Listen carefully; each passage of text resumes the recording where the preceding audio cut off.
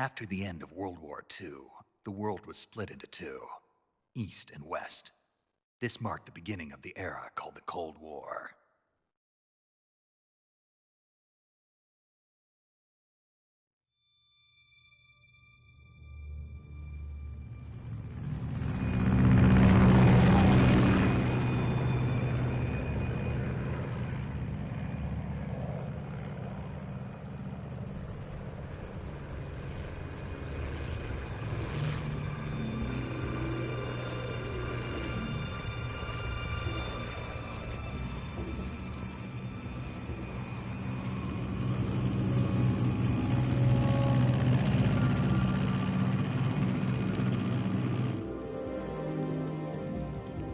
Pakistan, altitude 30,000 feet. Approaching Soviet airspace. 20 minutes to drop off. Commencing internal depressurization. Equipment check. Arm main parachute. All right. You ready to go? Drop zone still showing a high pressure mass. Cav okay. Good. We've got high visibility.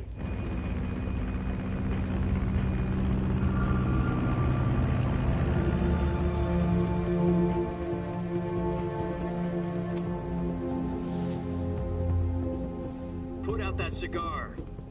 Connecting oxygen hose to interior connector. Put on your mask.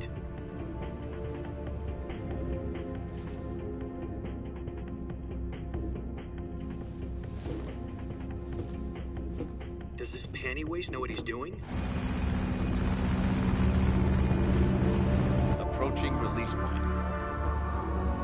10 minutes to drop off. Hey, are you deaf? He said put out the cigar and put on your mask.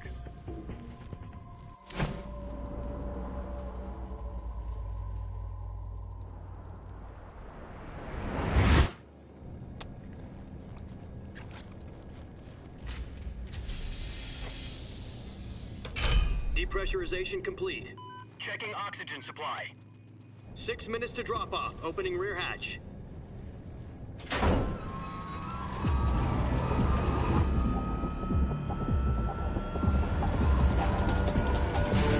Sunrise.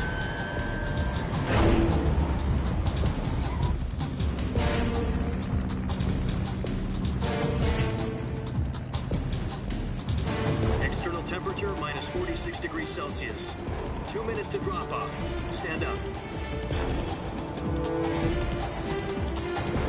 You'll be falling at 130 miles per hour. Try not to get frostbite from the wind chill. 1 minute to drop off. Move to the rear. Activate bailout model. This is one for the history books. The world's first halo jump. 10 seconds to drop off. Stand by. Status okay. All green. Prepare for drop-off. Countdown. 5, 4, 3, 2, 1. Spread your wings And fly. God be with you.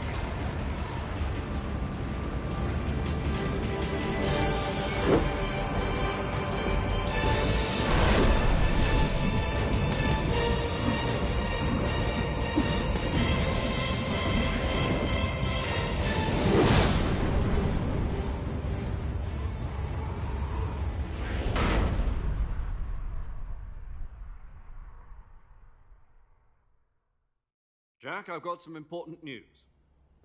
The head of the CIA has finally given us the green light for the Virtuous mission. Virtual mission? No, the Virtuous mission. The future of our Fox unit depends on it. If it succeeds, we'll be officially organized into a unit. Virtuous mission? Sounds like some kind of initiation ritual. You know, don't get cocky. This isn't a training op. Right. So what exactly is this wonderful mission? Well, about 2 years ago, a certain Soviet scientist requested asylum in the West through one of our moles. His name is Nikolai Stepanovich Sokolov. He's head of the OKB-754 Design Bureau, one of the Soviets' top-secret weapon research facilities, and the East's foremost expert on weapons development. Sokolov? Isn't he that famous rocket scientist? The very same. On April the 12th, 1961, the Soviets achieved the first manned spaceflight in history. The Earth was blue, but there was no God. Well spoken. The rocket that carried Yuri Gagarin into orbit was the A-1, known as the Vostok rocket. Sokolov is said to be the man most responsible for the multi-engine cluster used in that rocket. After Gagarin's flight, Sokolov left rocket development to become the head of the newly established Design Bureau.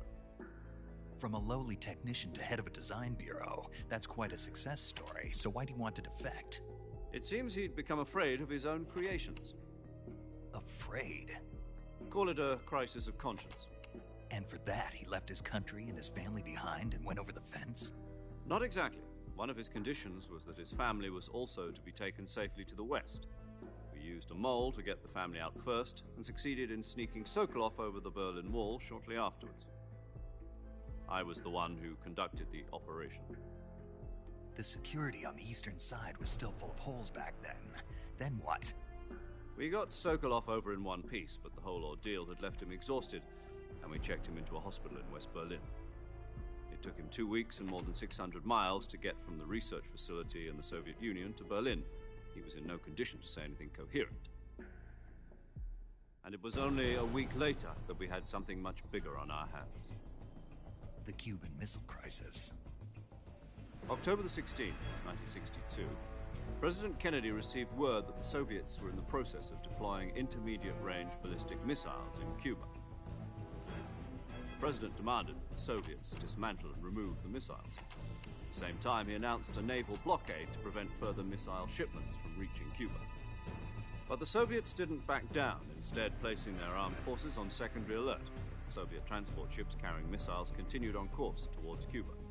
US and Soviet forces went on alert for an all-out nuclear war. Frantic negotiations were conducted through the UN's Emergency Security Council and unofficial channels to end the hair-trigger standoff. Finally, on October the 28th, the Soviet Union agreed to remove its missiles from Cuba, and so the world avoided a nuclear holocaust. But in order to get the Soviets to pull their missiles out, we had to make a deal. You mean the one where the US agreed to remove its IRBMs from Turkey? No. The Jupiter IRBMs deployed in Turkey were obsolete, and we were going to get rid of them anyway. They had no strategic value whatsoever to either the US or the Russians. The Turkey deal was a ruse, a cover story that was fed to the other intelligence agencies around the world. So what did the Russians really want? Sokolov. They wanted us to return Sokolov. You mean the Soviets pulled out of Cuba just to get their hands on Sokolov? That's right. What the hell was he working on? At the time, we had no idea. We were running out of time. It was either give up Sokolov or risk full-scale nuclear war. In the end, we had no choice. President Kennedy gave in to Khrushchev's demand. The next day, I got Sokolov out of the hospital, handing him over to agents on the eastern side. Sokolov kept on screaming, "Save me," until he disappeared from my sight. Then, a month ago, we received some new information from one of our moles. About Sokolov? Yes. He was taken back to the research facility and forced to continue working on the weapon in question under KGB supervision. What's more, it's on the verge of completion. So what kind of weapon is it? Something to do with space rockets? No, missiles. Same technology. I guess you're right. We don't know the details, but it appears to be a new kind of nuclear device. For half a year now, the Soviets have been conducting frequent nuclear tests at Semipalatinsk. Something to do with the weapon, I assume. We're talking about a secret weapon so big that Khrushchev was ready to pull out of Cuba to get it back. Is Sokolov still in the facility? No. According to our intelligence, he's in Selinoyarsk, a place in the mountains about 3 miles to the west that's known as the Virgin Cliffs. The Virgin Cliffs. Nice name for a virtuous mission. They moved him there just recently. Why? Apparently, they're conducting a field test of the weapon, but it's our best chance to get him back. This mission would never have been possible if he was still in the research facility. This is our last chance. Sokolov must have known that too when he contacted us.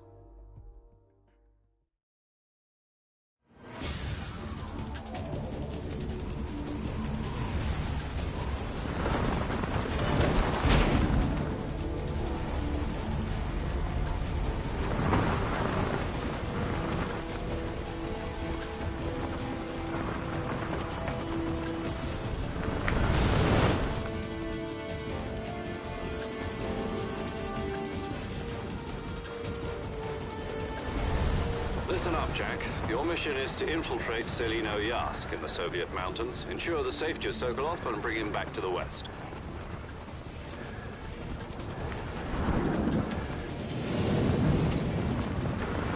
If we don't get Sokolov back before that weapon is complete, we'll be facing a major crisis. The clock is ticking.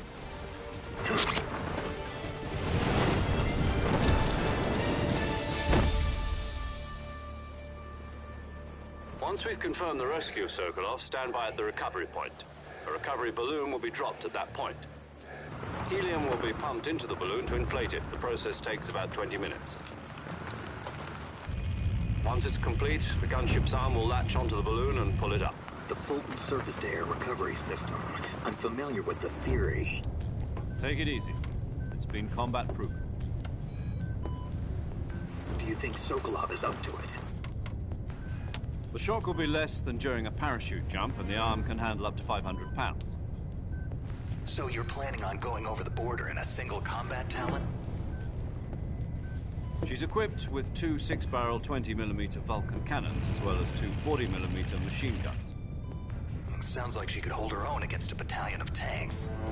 Even with the fuel in the reserve tank, we're facing a 4-hour time limit. If all goes well, it shouldn't take more than a few hours. Home in time for dinner. But if anything goes wrong, you'll be eating dinner, breakfast, and all the rest of your meals in the jungle.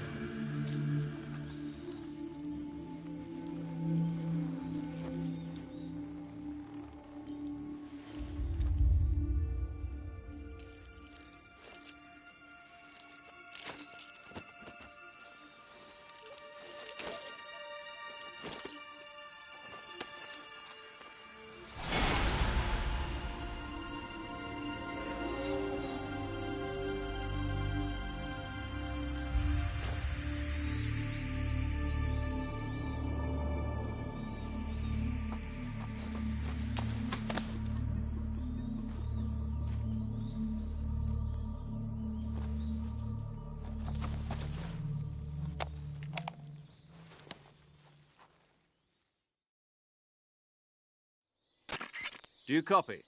You're already in enemy territory, and somebody might be listening in. From here on out, we'll be using code names to refer to each other. Your code name for this mission will be Naked Snake. I'll be referring to you as Snake from now on. You're not to mention your real name. Snake? Well, you don't like snakes? What do you mean? You've eaten one before, haven't you? In survival training.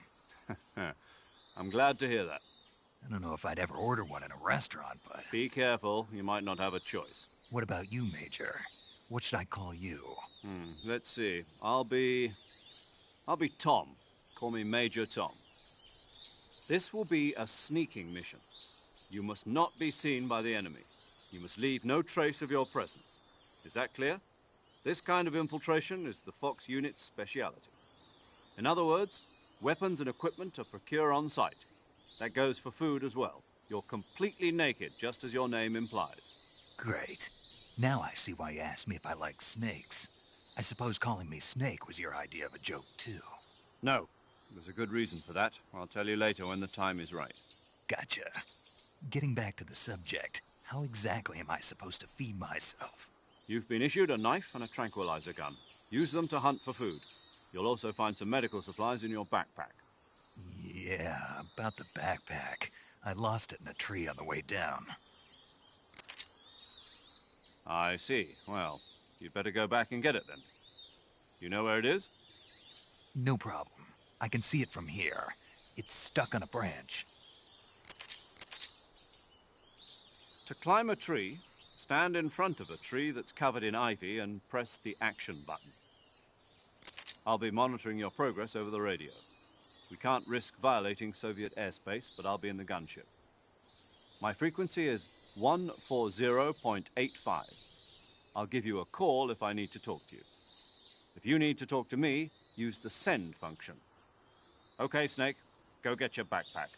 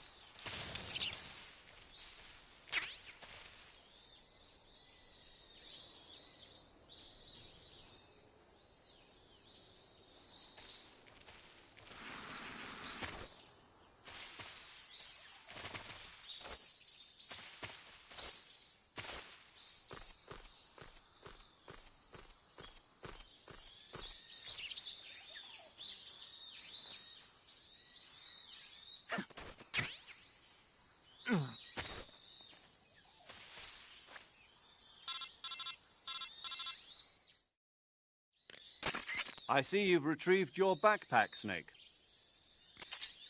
To equip a weapon, it's necessary to take it out of your backpack. In the survival viewer, choose Weapon from the backpack. Your available weapons will be displayed in a window in the upper left. From that list, choose the weapon you want to equip and press the Enter button. For other equipped items, just do the same thing from Item. Got it. Use the survival viewer backpack. Yep, that's right. Survival is fundamental to this mission. After you've been out in the field for a while, your stamina will start to drop. If your stamina gets too low, it'll affect your performance. You won't be able to shoot accurately, for example, and your wounds won't heal as smoothly. Keep an eye on your stamina so you don't run out. To recover lost stamina, you can hunt for local flora and fauna. You can use either your tranquilizer gun or your knife to hunt. My only weapon is a Mark 22 Hush Puppy tranquilizer gun? That's right. It's been fitted with its own suppressor. However, the suppressor will deteriorate every time you fire. Once its durability reaches 0, the noise suppression effect will be gone. So don't get too trigger-happy with it. The suppressor's durability is shown in the icon. Any weapons and equipment beyond what you're carrying now, you'll have to find as you go. I have to find my own weapons and equipment? Whose crazy idea was this anyway? Solo covert actions are standard Fox operating procedure. You can't leave any traces of your presence. No weapons, equipment, footprints, sweat, or bodily waste. The same goes for bullets and cartridges, too. Your presence in enemy territory is already a violation of international conventions of warfare. There aren't supposed to be any American soldiers in Russia. It could spark an international incident. You can't let anyone see you. You can't let the enemy know you're there. This is a stealth mission. You're a ghost, Snake, in every sense of the word. And there'll be no rescue if you're captured. The military and US government will deny any involvement in the affair. Then I'll just have to take care of myself, huh? I'm afraid so. You've been given a fake death pill for that purpose.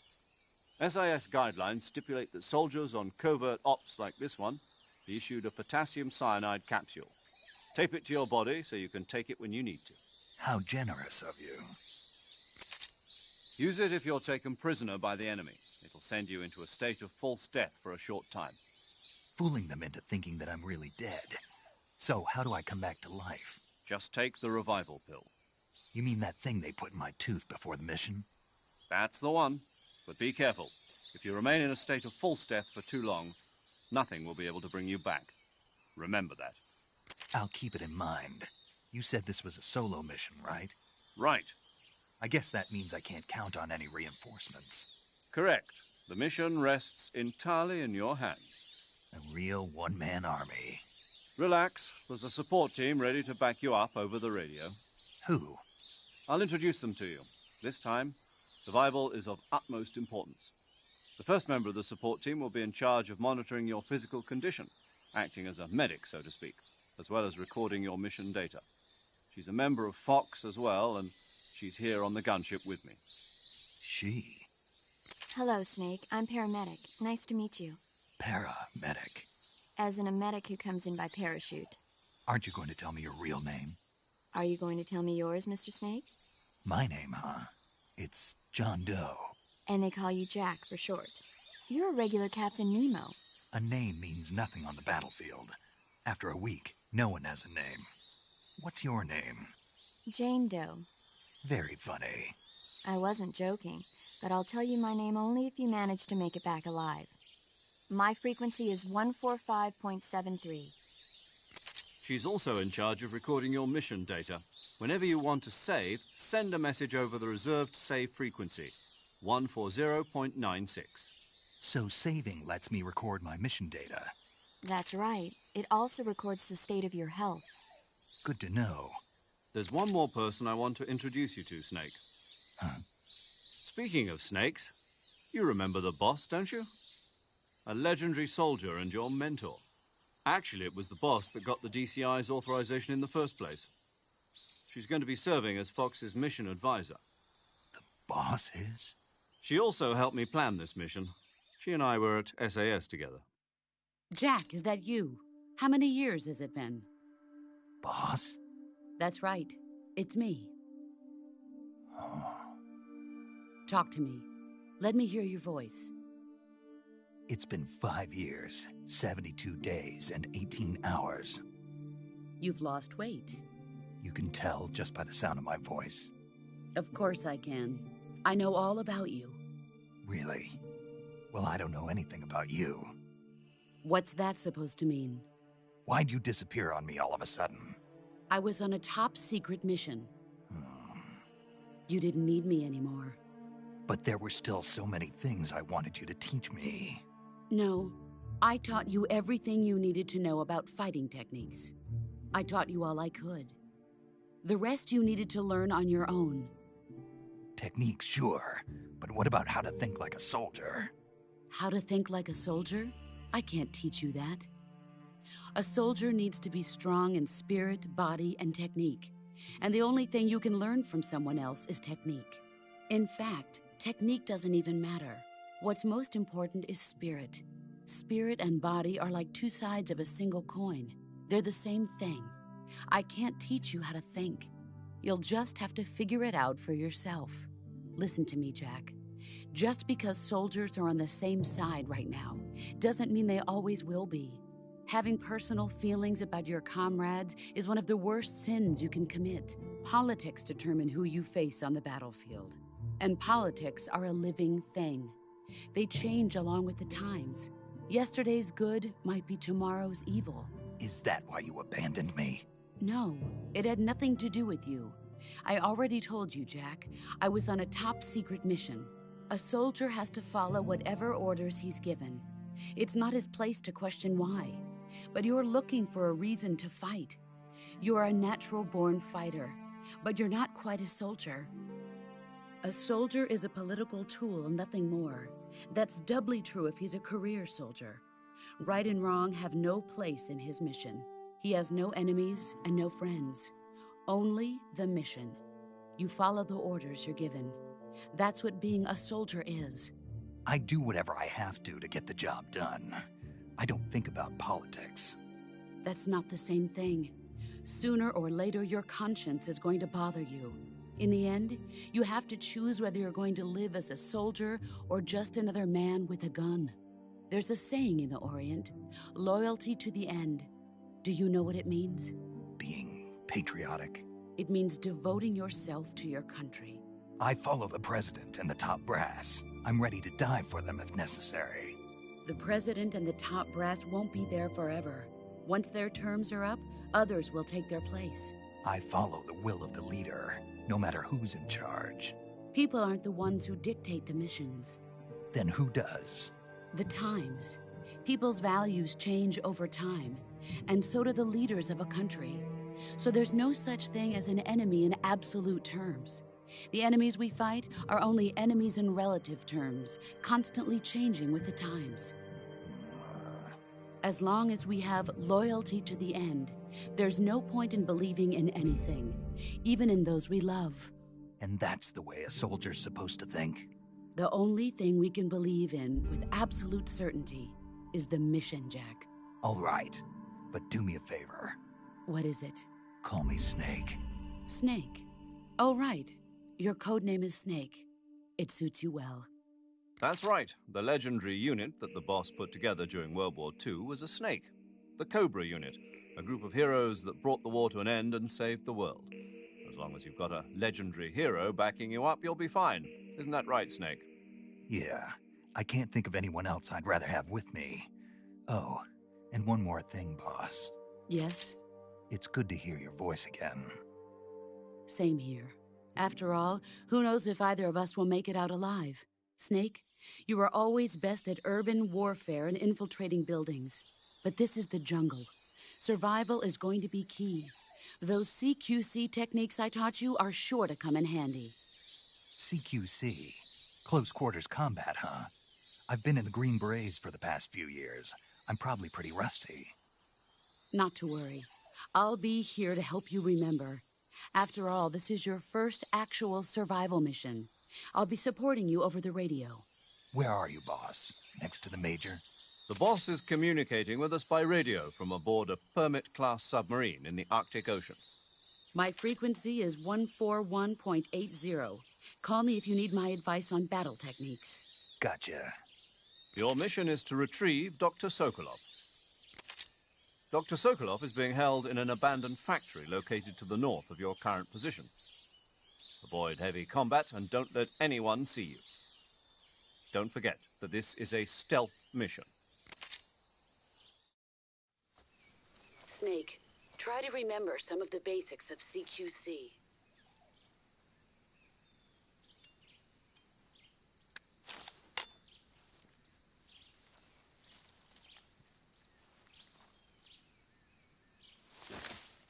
Commencing virtuous mission now.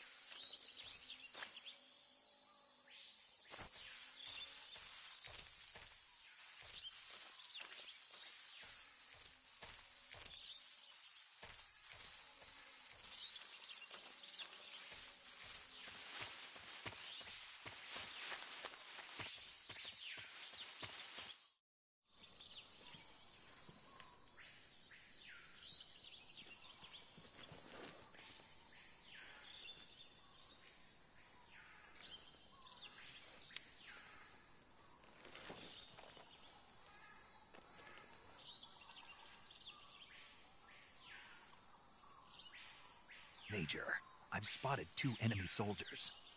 They're probably KGB troops sent to guard Sokolov. AK-47s and grenades. Snake, your presence in Soviet territory is already a violation of international law. We can't let the Kremlin find out that the CIA and the American government are involved. Contact with the enemy is strictly prohibited. Don't engage them in battle either. This is a stealth mission. Got that? The Major is right. The point of this mission is to sneak through the jungle without being seen. The success of the mission depends on how well you use your camouflage. Change your camouflage by selecting Camouflage from the Survival Viewer. The Uniform option lets you pick your uniform, while the Face option lets you change your face paint. Choosing camouflage that blends in with your surroundings will help you conceal yourself more effectively. Also, don't forget that anything that moves will stand out in the jungle. If you just stand up and run around like an idiot, you're bound to be spotted. But if you crawl instead, you should be able to sneak by without being noticed. You can see how effective your camouflage is by looking at the Camo Index. The Camo Index shows how well your current camouflage blends in with the surrounding area. The higher the value, the harder you are to spot, and vice versa. The key is to make yourself one with nature. Keep that in mind as you go along, okay?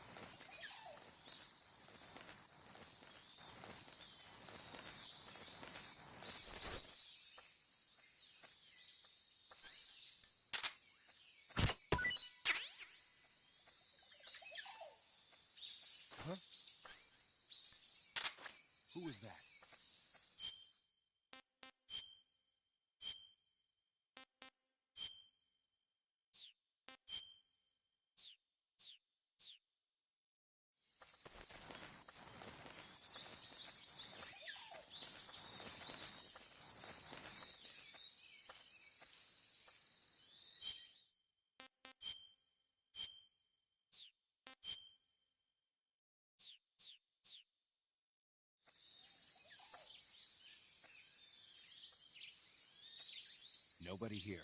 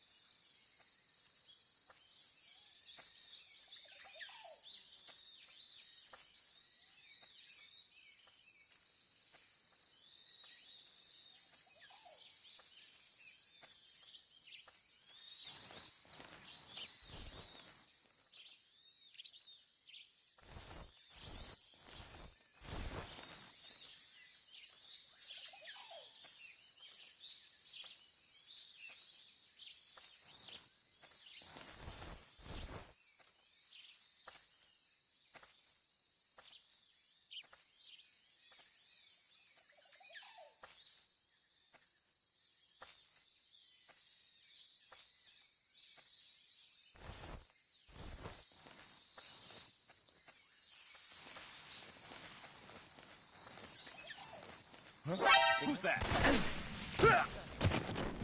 Radio, call HQ!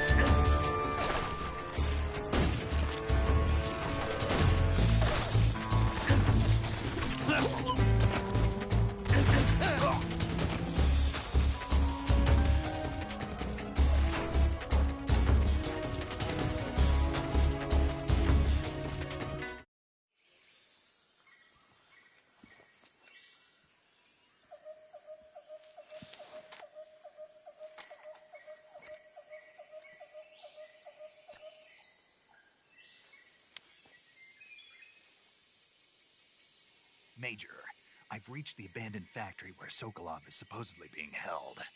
This place is a dump.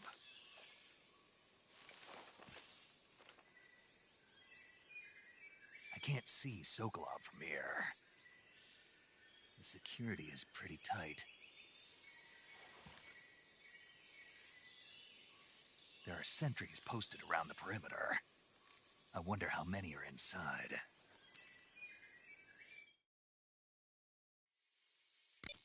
Your objective, Sokolov, is inside the factory. They should be holding him in a room in the northeast section. Northeast section.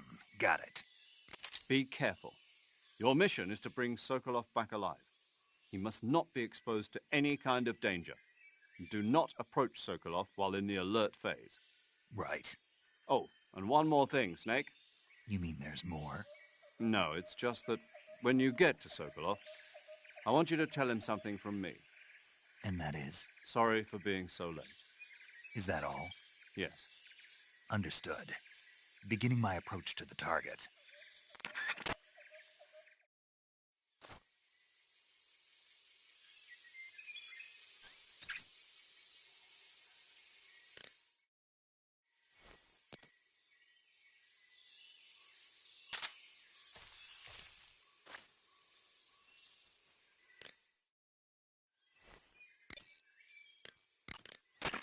saving the game, Snake?